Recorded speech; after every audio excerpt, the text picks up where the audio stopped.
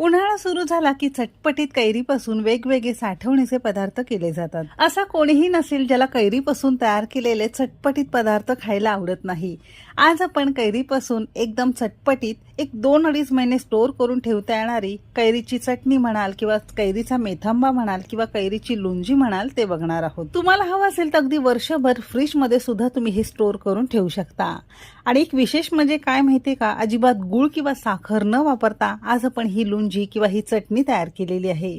Recipe नेहमीप्रमाणे भरपूर टिप्ससह तुमच्यासोबत मी शेअर केलेली आहे, म्हणून ती अगदी शेवटपर्यंत नक्की पहा. सगळ्यांना एक निवेदन आहे, तुम्हाला जर माझ्या रेसिपीज बघायला आवडत असतील तर कुकिंग तिकीट मराठी चॅनेलला सबस्क्राईब करा आणि बाजूची बेल घंटा नक्की क्लिक करा, म्हणजे प्रत्येक दिवशी रेसिपी जी मी अपलोड करते त्या प्रत्येक रेसिपीची नोटिफिकेशन सगळ्यात पहिल्यांदा तुमच्या मोबाईलवर येतील. चला तर मग वेळ न घालवता रेसिपीला सुरुवात करूया. पारंपरिक